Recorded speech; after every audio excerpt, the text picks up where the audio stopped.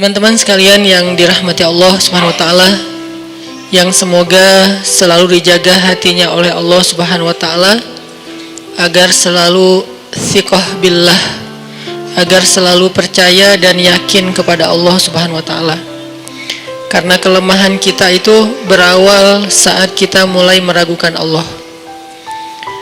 Dalam segala dinamika hidup, kita selalu butuh Allah. Kita butuh Allah ketika Allah kasih kita ujian, bahkan tetap kita butuh Allah ketika Allah kasih kita nikmat. Kalau kita butuh Allah saat diuji, agar kesabaran kita terjaga. Karena orang yang tidak ditemani atau dibersamai oleh Allah Subhanahu wa taala ketika dia sedang diuji, maka dia akan mudah untuk berkeluh kesah, bahkan berputus asa. Kebersamaan Allah kepada dia saat dia diuji itu adalah Allah Subhanahu wa taala menghibur hatinya. Allah Subhanahu wa taala menenangkan hatinya. Allah Subhanahu wa taala menghidupkan hatinya dengan nikmat iman. Ala bidzikrillahi tatmainnul qulub. Innamal mu'minun idza dzukirallah wajilat qulubuhum. Bukankah dengan mengingat Allah hati menjadi tenang? Dan orang yang beriman apabila diingatkan dengan nama Allah, disebut nama Allah, maka hatinya akan bergetar.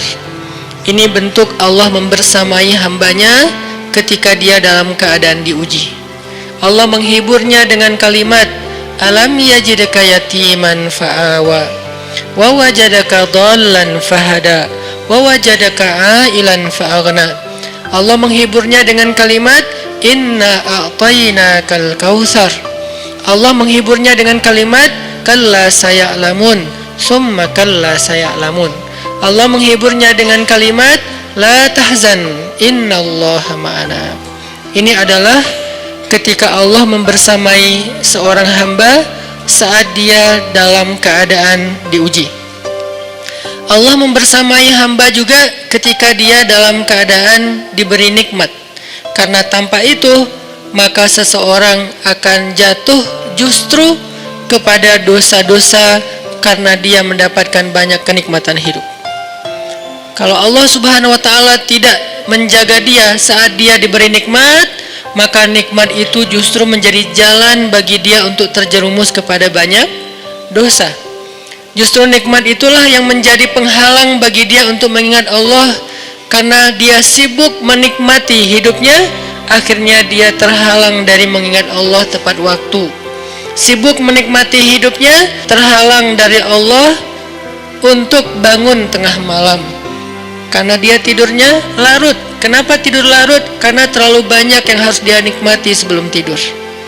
Dia bisa makan-makan, dia bisa jalan-jalan, dia bisa ngopi, dia bisa ketemu teman, dia bisa belanja. Bahkan dia nunggu midnight sale untuk bisa menghabiskan nikmat yang Allah kasih kepada dia. Sehingga akhirnya tidurnya terlalu larut, lalu dia tidak bisa bangun untuk menghadap Allah, curhat kepada Allah. Hal yang selama ini dia lakukan justru ketika dia diuji oleh Allah. Ketika diuji oleh Allah, mudah bagi dia bangkit tengah malam, curhat, sujud panjang, menangis dalam doa. Ketika Allah kasih nikmat, curhatnya hilang, malamnya lelap, sampai bahkan subuhnya juga kelewat. Ini kalau Allah nggak membersamai seorang hamba ketika dia diberi nikmat. Sehingga orang yang seperti ini, kalau dalam keadaan seperti ini terus-menerus dalam jangka waktu yang lama, nanti dia akan terjebak di dalam istidraj.